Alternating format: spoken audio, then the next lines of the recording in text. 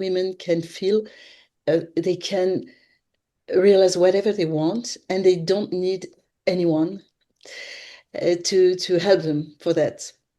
It's very difficult because women are raised differently. They're raised to be careful with others and to take advice of others, and they never believe in themselves. It's a long way.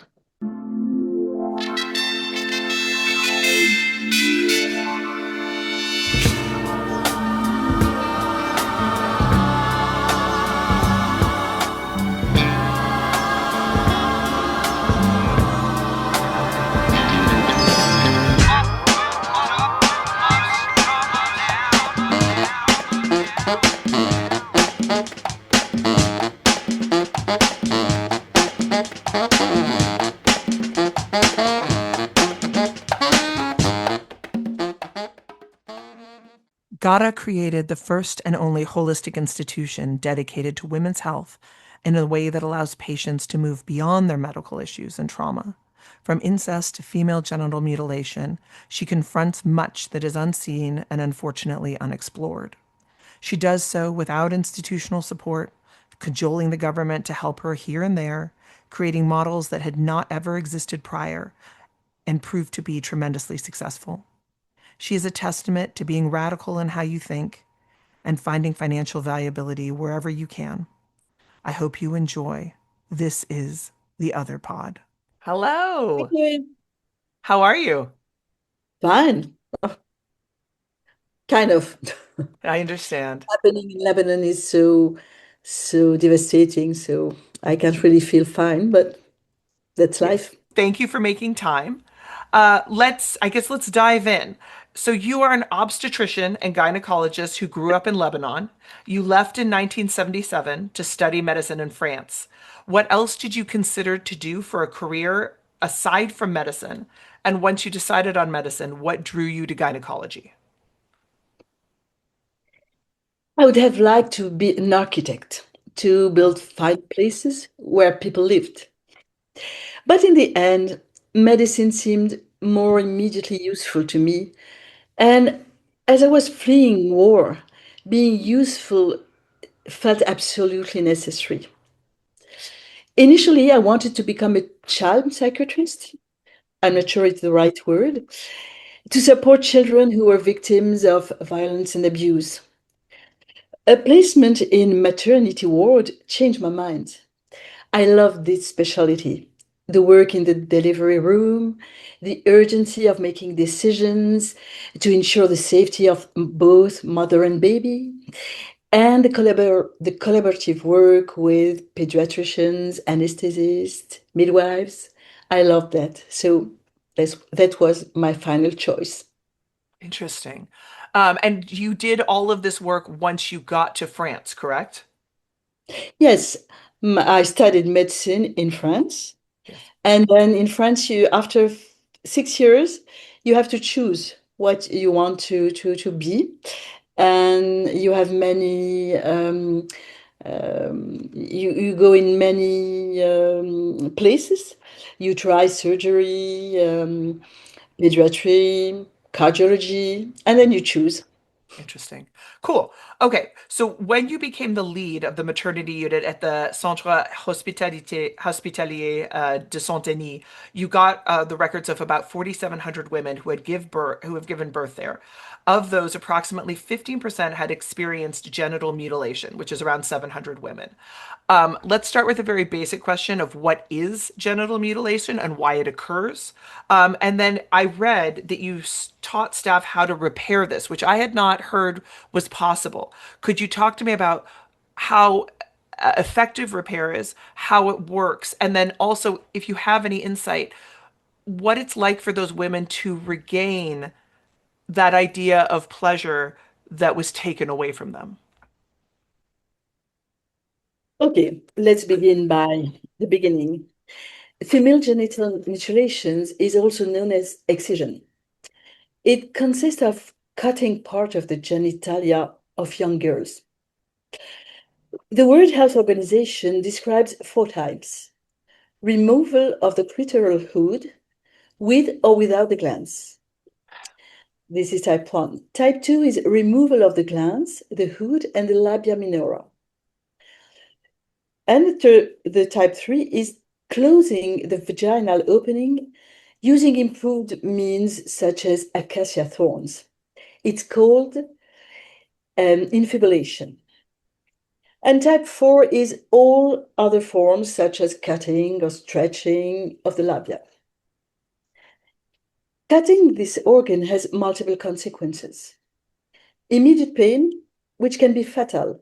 You can die of pain, of an excessive pain. Hemorrhage, infection, and transmission of HIV from one girl to another through contaminated instruments. Later, women report pain during intercourse, lack of desire and pleasure, low self-esteem, it's really very frequent, and shame because they have a different body. Living in a society that seeks to control women's bodies also exposes them to a continuum of violence, including childhood sexual abuse, forced marriage, marital rape, and physical and psychological violence. This is the way they grew up. And this is why sometimes they just want to leave their country and to travel to Europe, if even if it's very dangerous and the risk for them to die during this travel. So what is repairing them is first of all offering them to understand what happened to them and what are the real consequences of this cutting. The second thing is to work about sexuality. They don't know nothing about it because it's a taboo in their country. And then if they really need it, we can offer surgery. Surgery gives a new aspect. It's not like never having been cut. We can't do that. It's too difficult. But we can put the clitoris more close to the skin, so it's easier to be stimulated, and sometimes they can recover pleasure.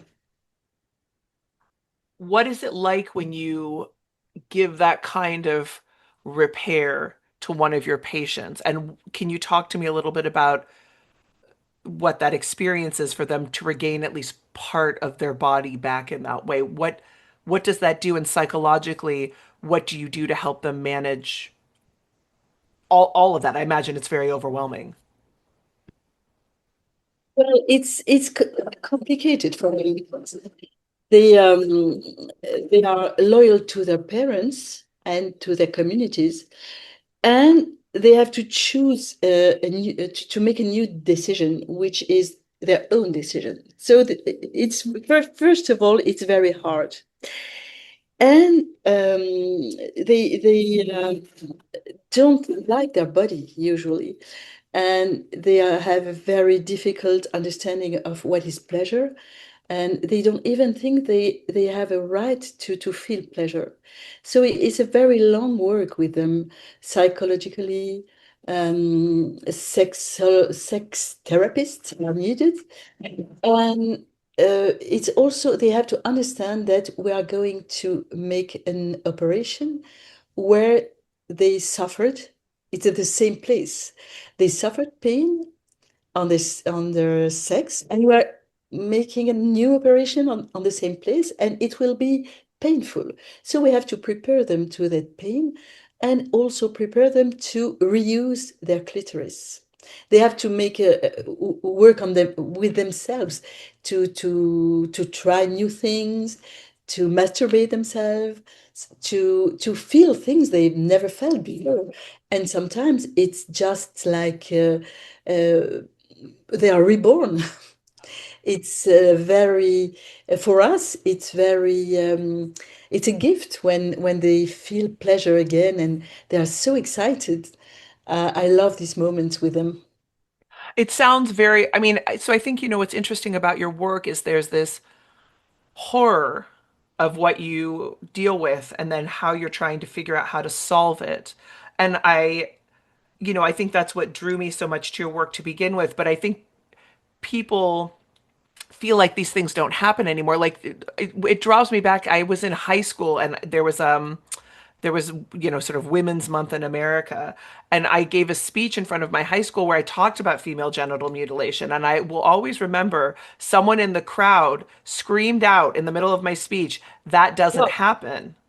And I remember thinking like, no, this absolutely does occur and it's wrong and it happens in profusion. And I thought it was so interesting that there was this abject denial that this could occur because it does. And so, what I'm wondering additionally is women are 49.7% of the population, almost 50%. And yet, between female genital mutilation, female sexuality, menopause, birth, all these things, there's so little that is either understood or practical solutions, at least in America. How do you understand this? And how has what you've learned counteracted this? And what would it take for there to be a larger and better investment in women's health? Because you seem to have had, a very large amount of success with women's health. And I'm curious why and how. well, you're right. Women, I think, they're 51% of the population.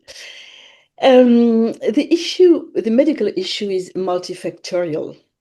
Medicine was initially built around the male body, and clinical trials are conducted on men, and results are extrapolated to women. This is why they're not always true. Usually, the clinical trials, they avoid to give potentially teratogenic drugs, drugs that could make harm on the fetus. So they say, maybe this woman is pregnant, so I won't make any trial with her. I'll make it only with men. And this is why it's always men who try the new medicines. But more uh, we know that women have long been considered secondary. Their pain, especially childbirth pain, seen as mandatory. So there's also a stereotype that women complain more because they're more fragile. So their pain is always underestimated, and this is a very difficult thing for us because when you have pain during your cycle, it's also underestimated. It's normal. It has always been like this. You have to suffer, and so we also know that research on women's health has received less funding and less attention. But fortunately, it's changing now. For example, with endometriosis or menopausal care, we find new trials, new interest, and more money given for this research. So it's positive. With that in mind, how do you account for the success of your model and your approach to this? Because as I understand it, your facility or your approach is blossoming. There are other places that are interested in doing what you're doing. Why do you think people care with what you're doing specifically? And what is the way you're able to speak to people that engages them in a way that it feels like really hasn't been done before? We have a very simple philosophy in our care. We think it has to be holistic, and we have to address physical, psychological, and social dimensions. And because we deal with violence, we have added psychocorporal care. I think you call it mind-body therapy. Maybe it's more correct for you. Self-esteem workshops, a police presence every week to take complaints, as well as legal support with lawyers and legal practitioners. And this is very rarely found in more traditional institutions. This is why we are so, we're so successful. But it's only because we deal with violence. This is our focus. This is our the hardcore of our job. Okay. Okay, that makes sense. And so what I'm wondering is because you are the steward of all of this, how did you come to understand your own body as a woman? Were you raised in a household that, was excited and valued your femininity and your womanhood? Or did you think of it as something that, did you have to learn how to see yourself in the way that you're teaching these other women to see themselves? And do you believe that the female body is a place of power and wonder, or do you only feel that way after all the work that you've done? You've sort of moved into seeing it that way. I never thought of it so in that way, but I have always considered my body as a tool at my own service, allowing me to fulfill myself in my work, in my relationship with pleasure, and also as a mother. I really liked my motherhood experience. It can be described as a place of power, even if I didn't explicitly frame it that way. So it was maybe easier for me to help women consider their body like a place of power and a place for autonomy. I think for me, the most important thing is that women can feel they can realize whatever they want and they don't need anyone to help them for that.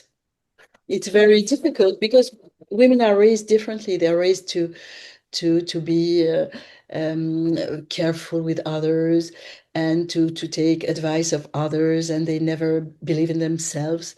It's a long way. And speaking to that, do you find that the women who come to see you are able to make great strides? Or is it mostly you're moving it a little bit, but that little bit is enough for them to be able to exist in the world in a way that's better for them?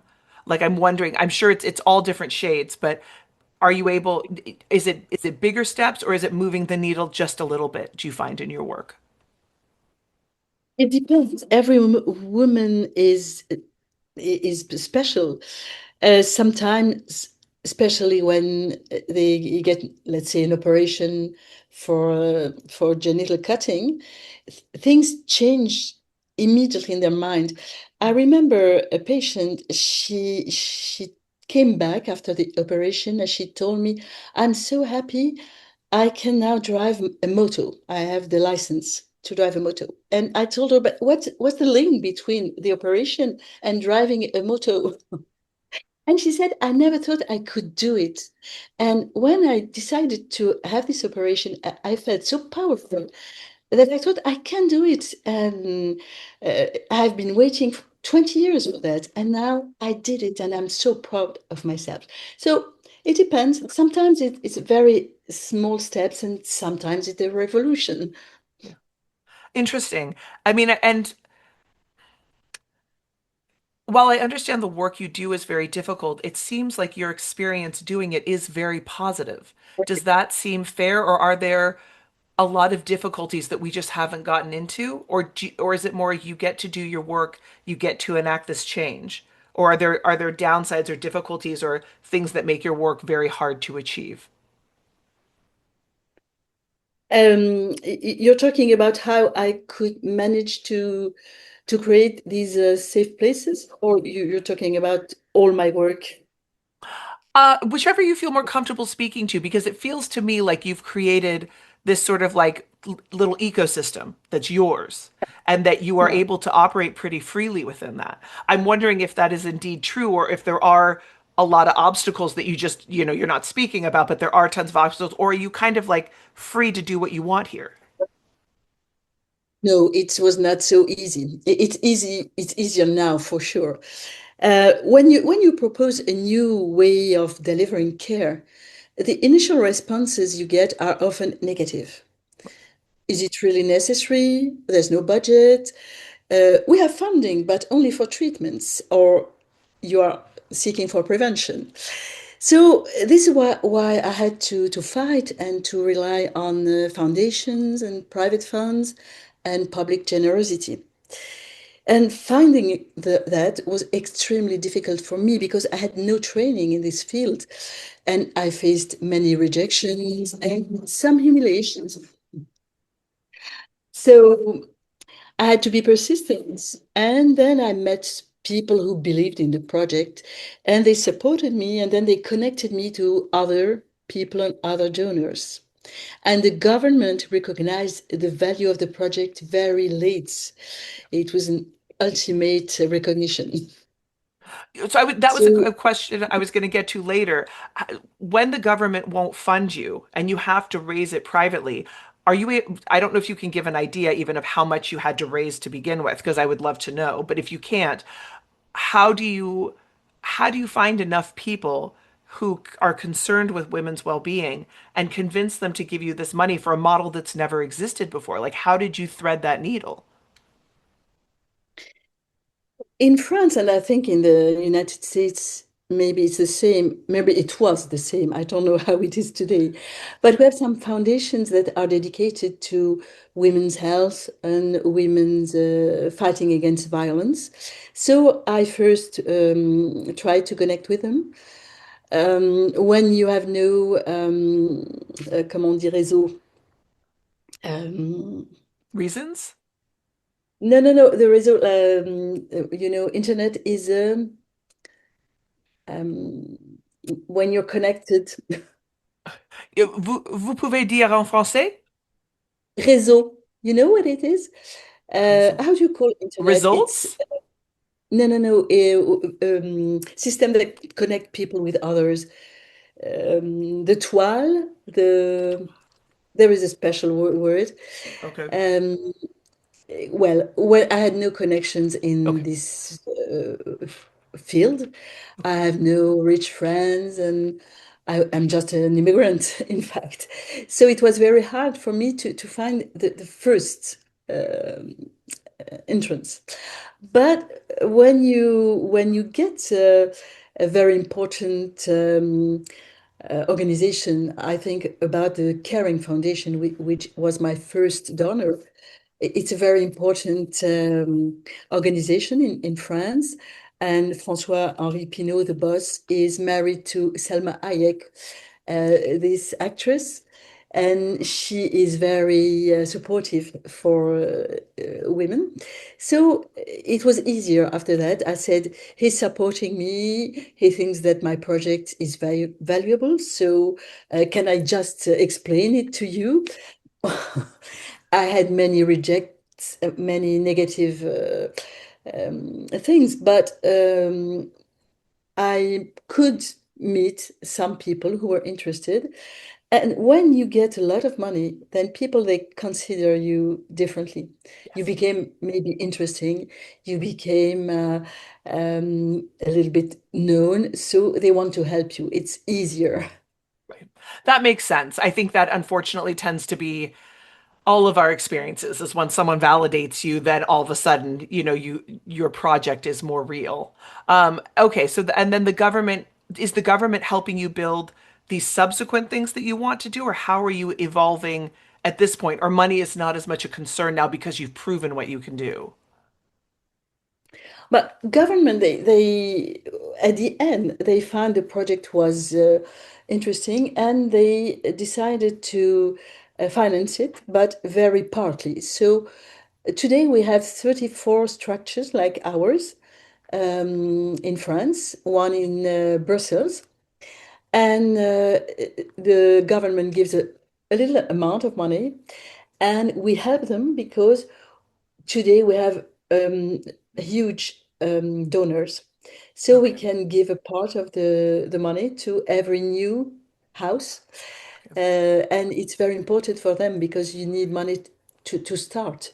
Yeah. If you don't have enough, you can't build a place, you can hire people, you can do anything. So we are trying to convince the government to give more because it's proven that it's not enough. And if we don't make them give more, I'm afraid that we maybe some structures will have to close because they need to stay longer because the problem is not going to stop Yeah. tomorrow. Yeah. No, that makes a lot of sense. And within your centers, what is the chain of care? How does it work? Can you talk to me a little bit about how you guys do things and how it's different than other institutions in terms of staff and medical providers? Our the care that we provide needs a lot of professionals. First of all, doctors, gynecologists, general practitioners, psychiatrists, psychotherapists. Then we need psychologists, psychologists, psychologists, Psychologists. Yeah, yeah, psychologists, and they have to be trauma informed because it's not the simple approach. They have to know a lot about eyes movement and all these therapy. So they have to be trained for the trauma. Then we need social workers, nurses, secretaries, of course. And what we added is policemen to help women with their complaints, lawyers, and all a lot of new professionals. Their job is about art, sport, yoga, theater, music, photo, gardening, and even karate. We have yeah, many ateliers, we call them, and this is very helpful because um, classic care is not enough. People need a lot of things, and they also need to be helped with the lawyers. They need a place to stay because if a woman wants to leave her husband because she feels she's in danger, we have to provide them places to stay. We have to help them with getting a new job, maybe in another city, because they have to flee far from their perpetrator. So it's a very specific job, and we need to be very numerous to make all these care. I mean, that's very interesting, though, the amount of time and energy and work and resources it takes to get these women from where you find them to um, being able to just be human, and not being in a place of fear or tolerating Domination. the intolerable, which is, I think, true for a lot of women. And I'm going to go a little bit off here and ask you this question because the older I get, the more when I look at women, I feel like the conditioning they experience from a very young age to just tolerate and accept and expect so little for themselves, it feels so huge. And I didn't expect that. I thought there had been more progress. Are you ever sort of surprised at how little progress there has been? We can't say there were so little progress because the last 50 years, many things happen. I mean, we can have a job Sure. without the consent of our husband. We can have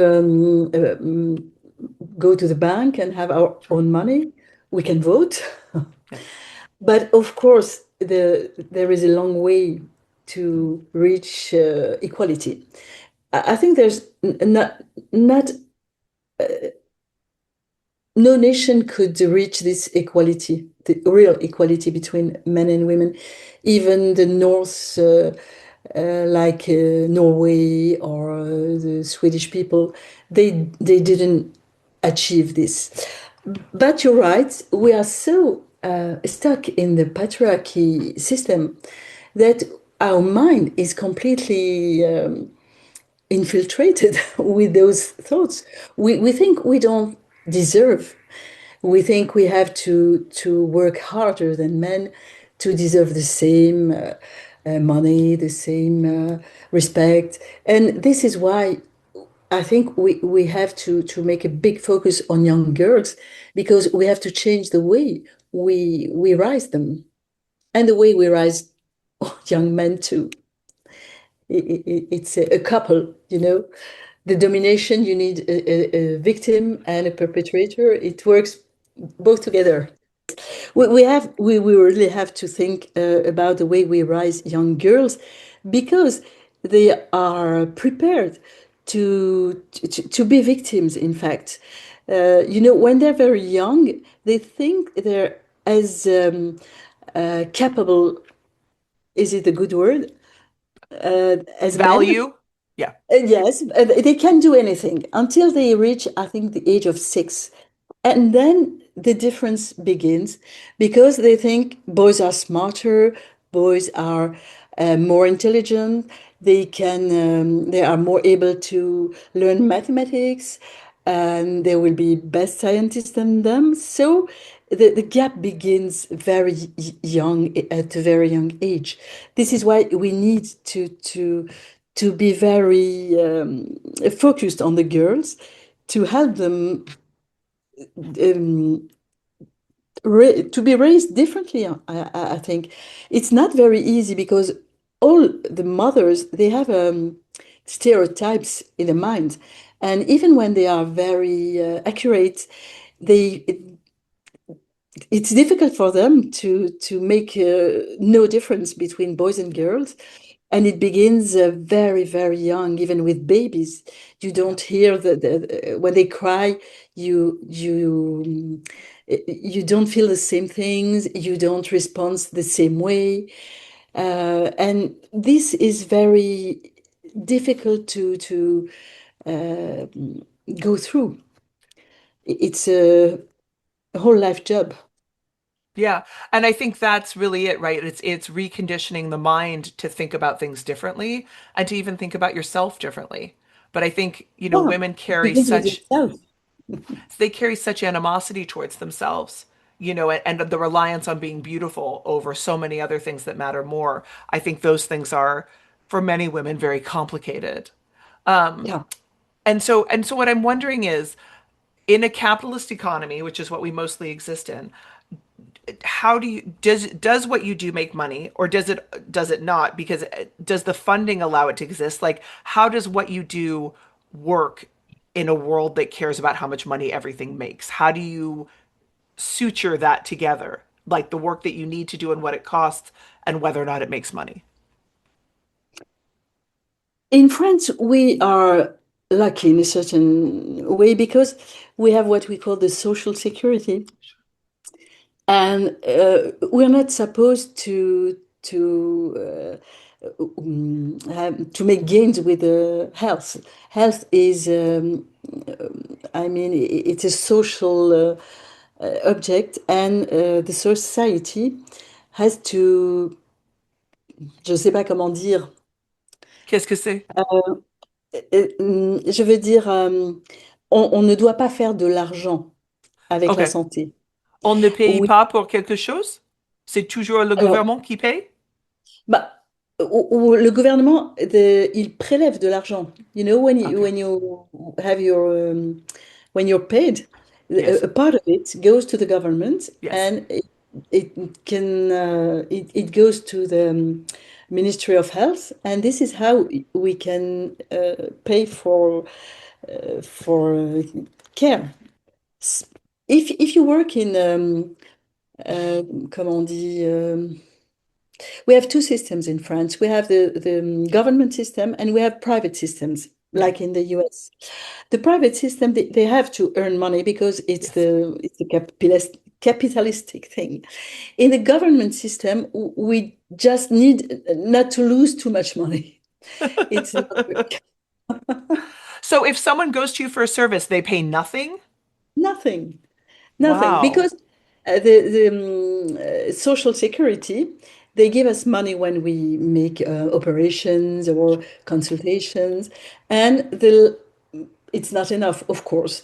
The government gives a part of it, and the funding can complete the need. So there's no copay. There's nothing else that anyone out of pocket gives you when they come for a service. No, Oh, this is interesting. the way we want. it to be free because it's not equality. If only rich women can pay for their health, we can't accept that. We need to be very equal for every woman, if they even if they don't have papers, if they're migrants, if they don't speak the language. We have a lot of interprets Yeah. because we need to talk to women and they need to explain everything. And if you don't speak the language, it's so difficult Yeah. to be understood. Okay, thank you. Thank you for explaining that because I didn't understand it was completely gratuit. I thought it was there was some amount one must pay. Um, and It's not free. It costs a lot of money, sure. but it's free for people. Yes, yes, exactly, exactly. I am curious because you have such an intense focus on violence, regardless of economics. And I'm wondering broadly, what kind of violence do you see? Is it more physical? Is it more mental? Is it really both? Is it sexual? Like sort of where does the violence, what are the big repositories of violence you have to figure out how to experience? How do you understand it? And how does it permeate across all cultures? Like, do you see some sort of larger reason that it's so pervasive? And is that something you're able to address as well? Well, we face and we address all forms of violence. Even with rich and poor, it's the same. It's the same violence. I mean, you don't have the same means, but you face the same violence. It's physical, including femicide and forced suicide. I don't know if you have this concept, forced suicide. You know what it is? Why don't you It's explain it just in case listeners don't know? when you suffer so much with violence and nobody helps you, you decide that dying is easier than living through this violence. And today it's a crime. If Oh. you can prove that your daughter, your mother, your sister, she committed suicide because she was living in such violence that she couldn't afford it, you can sometimes win uh, if the attorney can prove that. So this is physical violence. Then we have a lot of psychological violence. We never find physical violence that was not preceded by psychological violence. It's everywhere. It's always like humiliations, threats, um, all these very difficult things to accept. We find them with every woman. Then we have sexual violence, assault, rape, incest. Today we know in France that incest is so frequent. Um, in a class of 30 young people, two or three of them have met incest during their childhood. It's huge. So we really have to take special sexual violence in our mm, job. We also find economic violence. You know, sometimes men, they can take all the money a woman earns and use them for themselves to buy something or to play, to whatever. Administrative violence, if you don't want your wife to have papers, sometimes she comes from your native country and you want her only to stay home and to be to work for you. She doesn't learn the language, she has no papers, she can do anything. This is administrative violence. We have cyber violence today, you know, with all these new techniques. And also what's called coercive control, domination. We find all these different violence with the women we welcome. And how do you as a person manage all of this? Because it must take a toll. It must overwhelm at points, or does it not? How do you personally manage seeing all of this? There are two degrees. First of all, I have to manage for the team. I have to make them comfortable. I have to give them psychologists to help them debrief. Do you say Yeah. debrief after very violent events? And we have a psychologist every month. Uh, we can talk to her and about what made us feel uncomfortable or angry. I think I'm lucky because I'm a very optimistic person, and my own life is great. I have wonderful kids. I love a lot of things, reading, music, nature. So I can. I'm not overwhelmed by all that, but my focus is about the staff. I want them to be comfortable and strong because if you are overwhelmed, you can help victims. You're not enough in a good empathy, and you don't deserve them at all. Okay.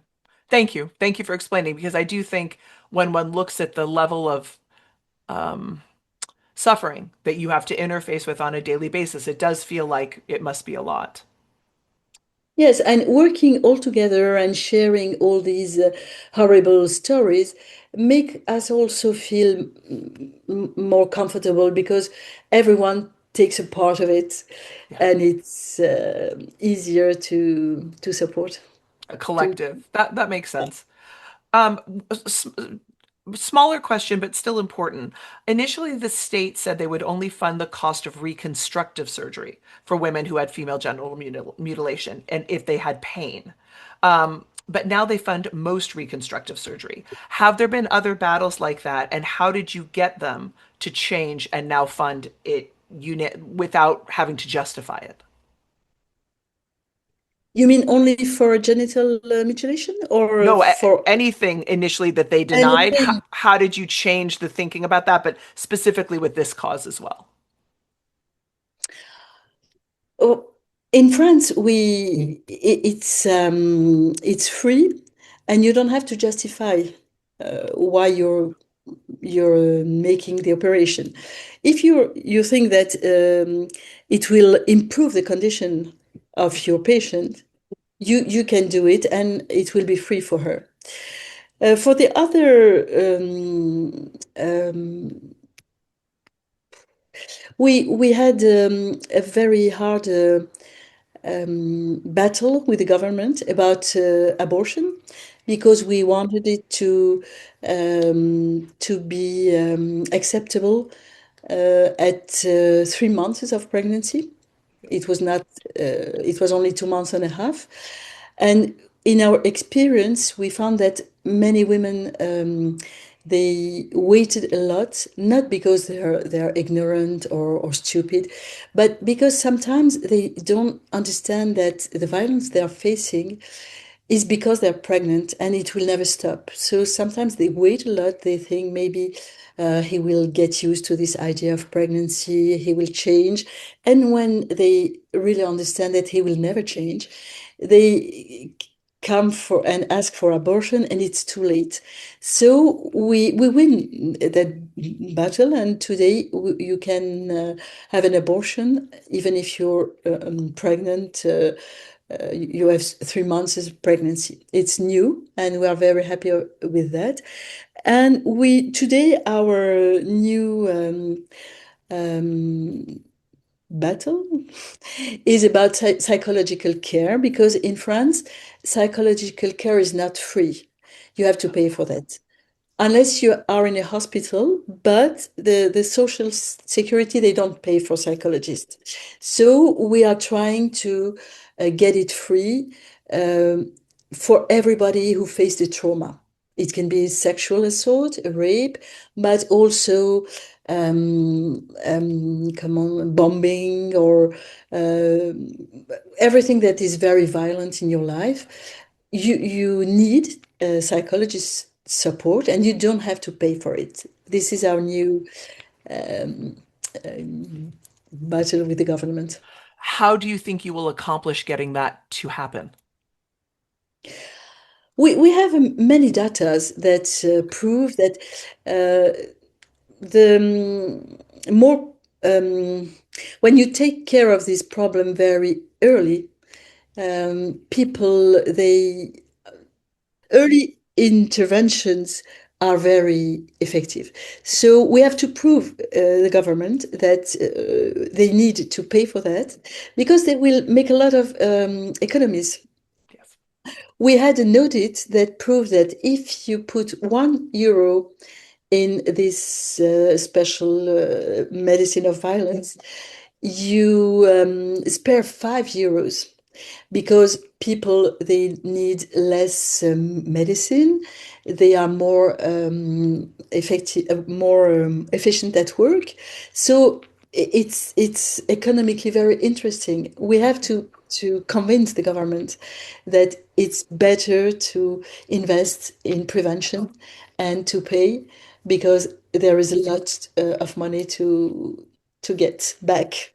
Interesting. I mean, it's a smart argument, obviously, and I'm sure you have the data to back it up. But it's the only argument that they can hear. It's all about money. Yeah. If you say, I have a very good idea, but it's very, very expensive, nobody listens to you. If you say, oh, you can save money, it changes. Yes. Yes. You mentioned in one interview that both women and children seem more fearful generally and without agency and without hope. Um, how does the world interface with these greater values that you've created in the community you're working on? And are these people able to carry the values that you have out into the larger world and in part change that as well? Well, as you say, women and children are really more vulnerable in a society that we value power. So they're not the right person for that. When they experience violence, I'm convinced that a normal society must provide safety and support. So we have to create dedicated spaces where they are heard and believed.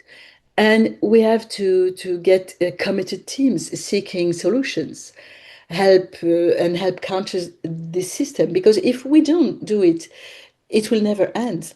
I mean, a child that faces violence will become a violent person or a more vulnerable person that knows only violence and that cannot live in another world. So we really have to offer these very special safe places.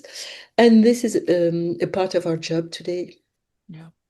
It seems very precious to be able to do this and to be able to, I hope, are these women able to take what they learn and bring it into their broader community? Or is the community often not ready to really hear what it is they have to say?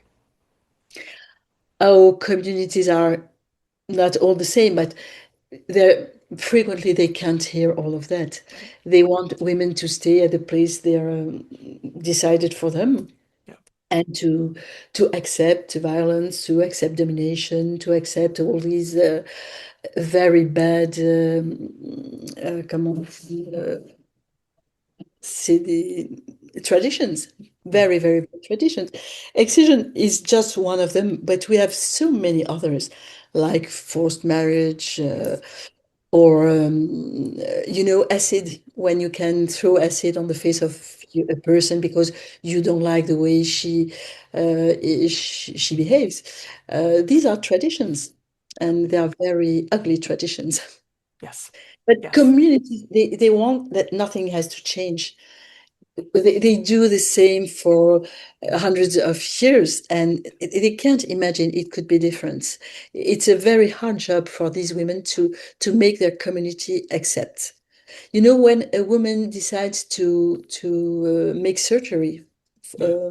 with excision, she fears her mother. She can't tell her, "I decided to go against your traditions," because she thinks the community will reject them because they decided to go against, and it's very difficult for them to face that. Yeah. This That is makes why we sense. have groups of pairs because they can discuss these matters and help themselves They say, okay, I had the same problem with my mother, and I had to explain many times, and then she understood, and now she's very helpful and supportive. Things can change. You have to be patient. It's very interesting to find how they manage together Each other. to get a better life. In Yeah. fact, But community matters, right? So if they can even find it with one other person in the thing you've created, I'm sure that makes a huge difference. yeah, community really matters, and they can be very helpful or terrifying. I understand. And to the point of terrifying. Um, you said at one point, quote, "The family can be a place of horror. We must always consider the unthinkable." This really struck me, like this is a very frightening statement. Um, and I'm You wondering, you never thought of it in that way. It was difficult for you I to think once you understand. have children, the idea that anyone would or could harm them is so overwhelming as a mother. Do you know what I mean? Where I know it Okay. happens, but you think because you have such love for yours, the idea and by proxy, honestly, you have love for all the other children you see. And the idea that anyone is doing harm to them,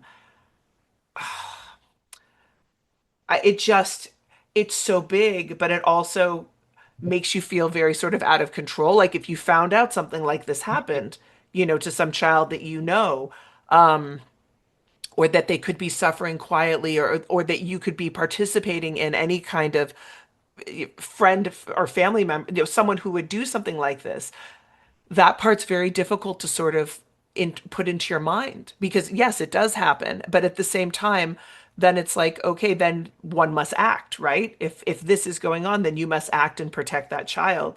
So I just think that knowing that level of trauma occurs, and also having to come to the table when someone comes into the room and think you could be being, assaulted by your parents. That's a Yeah. lot, right? Like that's a lot to come to the table with and then think, okay, this is happening now. How do I take it apart and help this person put themselves back together? So that's what I was wondering is how does that influence your approach to your work and how do you initially handle it when someone says, yes, my father does, rape me or whatever like that? It's a violation on every level. It's not a stranger in an alleyway. Not to say that's okay, or it's not a boyfriend. Like this is the most intimate, innate type of violation. It feels very huge. And it's more difficult to recognize and to help because it's very counterintuitive that the home is the most dangerous place for women and children. We learned, for example, I learned that when a partner um, ac- accompanies his wife um, in every consultation. I used to think that he's a very supportive Yes. husband, and I was very happy for these women. And then I understood that he was just controlling them. He was not there for supporting. He was there to so they don't speak. This is his own purpose. And appearance can be misleading, not only deceiving, they're misleading. You know the Pellico story, you know what Yes. it is? Yeah. Well, when you have a couple with a Pellico, they seem very in love and everything seems okay. You don't think that this guy is just drugging his wife. That doesn't come to your mind. So we have to think the unthinkable. This because sometimes the unthinkable is the reality. And this is what I learned because you don't learn that when you're a young doctor. You think that, okay, in a couple, if everything seems okay, it means that it's really okay. And it's wrong because people are lying. The husbands, they make themselves very nice guys, and the women, they lie. They don't tell you. If you don't ask them, they say everything is okay. And if their husband is there, they say nothing. So I changed my attitude, and today systematically ask the guy to go out for a while because I tell him I have to examine your wife. She will be naked. Maybe she doesn't feel comfortable. So he says, "Oh, I'm used to see her naked." No, no, can you get out, please? And then I can ask questions and get real answers. Do the husbands ever not leave? No, because when the doctor asks, they can say, "I want to stay. You Okay, can't make me leave." But we understand that they are very unhappy. They want to stay and to control everything she could say. interesting. And you find even in those situations where the husband is clearly very controlling, if you give the woman an opportunity, she will talk to you? Or does it take time? It takes time. She needs to have confidence in you because Yeah, when you don't know this doctor, you can maybe imagine that he will call the police, and you don't want actually your husband to go to jail. You're not ready for that. sure. So it's a long work, but what we learn is asking questions is the better way to get answers. If you don't ask, you don't get any answer. That's fair. That's very fair. And so, in your work, how do you understand these historical systems of oppression? And what do you see strains of in terms of how we bring about change? Like, what are the steps that you understand to sort of lift the boot off of the neck of systematically oppressed groups of people? Or is it really a single person by a single person? Or is there larger systemic change that you've come to learn is possible? No, I think we need a systemic change. We need both. We need very small steps, Yep. like we do in our places, and we need a very systemic change. Things are, I feel optimistic because I can see new generation which really understands what is equality. They don't just help their wife, they share totally the whole system. What makes me very anxious is the new toxic masculinities and the incels, Yeah. the involuntary celibates. Yeah. They are really terrifying me because they are so strong and they are so present on the net. Yeah. When young boys they begin to listen to one of them, the algorithm brings it back and back. So they finally they think it's the only way to be a boy and to be powerful, to have girls. And I think we are going in a very um, anxious place with them. I don't know how we can put an end to that because it began, I think, 30 years earlier, maybe 1989, when the first, in Quebec, this guy who killed 12 students because these women they were not interested in men. They wouldn't talk to him, and they had no sex with him. So he killed them. And since that very famous moment, they're getting more and more excited and extremists. And I don't know how we can stop this movement. And I think it's the same in the United States. Yes, it's very bad here. There's a very large problem with it. But we have sort of this compounding issue of this trad wife idea, where you're a Oh my God. traditional wife, and then the social media, right? Where it's this idea of watching people live a life that feels, I guess, aspirational. I don't understand, but that you want a part of. And so I think um, we are fundamentally lacking imagination in what's possible in a lot of ways here. And I think Yeah. people want, and the funny part is like these trad wives are all jockeying for positions of power. They're not actually trad wives, they're working, right? And that seems to be lost And on they're us. earning a lot of money. Yes. Yes. And And that's the ridiculous part. no, it's only they're lying. And Yes. very young women can think that this is a better life. Being a trad wife is the best thing that could Yeah. happen to them. Yeah, these two movements, I think, are growing close and are very, very terrifying for the future. They are a big, um, they create a big anxiety for Yes. tomorrow. How will we manage with those people? I don't Yes. know. I don't have an answer for that one yet. I don't know either. It's, Oh, I hope you had any idea.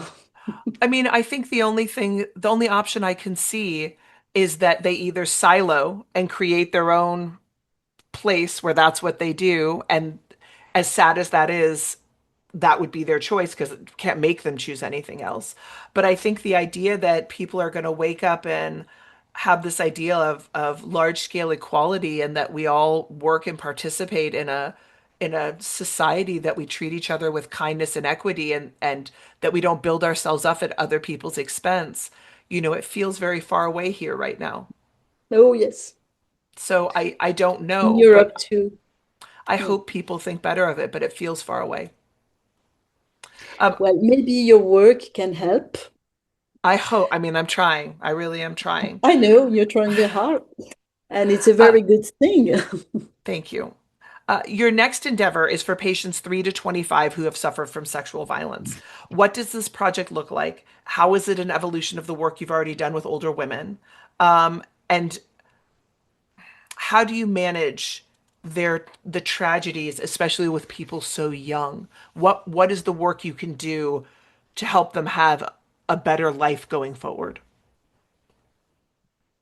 Well, this work, this project is just continuing our work in the Maison des Femmes. It's the Right. same work. We have different people. Many adults' issues stem from childhood violence. This is what we learned. So we really understood that we had to work on this topic and to work very early on it. So the system actually in France, we lack structures. In fact, they're all overloaded. So the project is very well received because we are giving an answer to the lack of solutions. And in France, we are also facing an increase in reports of abuse at school. I don't know if you have the same in the United States, but today children begin to talk and they tell us about sexual violence that they face with the teachers and also kids, um, one with the other. We have very young perpetrators. So we want to provide care, to train people also, to welcome parents and teachers because they completely um, they don't know how to deal with that, this new violence. So this project, I think, will succeed because people are waiting for answers, and the politics are very interested. I think this time we will have money, we'll get money easier Mm. because politics, they feel very uncomfortable because the parents, they say to the mayor of Paris, how can you accept you didn't make any control? Maybe they have been in jail and you don't ask anything and our kids are in danger. So today the politics are they feel very bad with that and they really want to help us. So it's a new adventure. Well, I hope they give you all the funding you want. I hope. I hope so. Um, We're working on it. I know, I know. I really hope we meet again. I'm so grateful to get to talk to you, and I'm so thrilled that we get to talk about your work. So thank you. Thank you, Chloe. Really, thank you for all what you're doing too. I know it's not so easy actually in the States, and maybe it could be dangerous for you, maybe to be so politically um, Active. acting. But bravo, really. I don't think there's any other way for us to be right now, right? So I'm just doing what Yes, I but can. people, they don't think like you. They're the silent part of it. Well, I'm hoping with the work we do and what we talk about, maybe we can shift that some. Inshallah, as we say in Yes, my country. yes, very much so. Have a wonderful day. Have a safe trip home. Thank you so much. Thank you, Chloe, and Uh, hope we meet very soon. ouais, bonne journée. Merci beaucoup. Vous aussi, bye bye. Ouais, amitié.